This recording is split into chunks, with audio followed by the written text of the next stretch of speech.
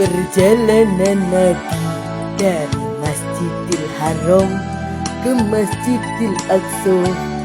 Mi'raj itu perjalanan Nabi dari Masjidil Aqsa ke Sidratul Muntaha.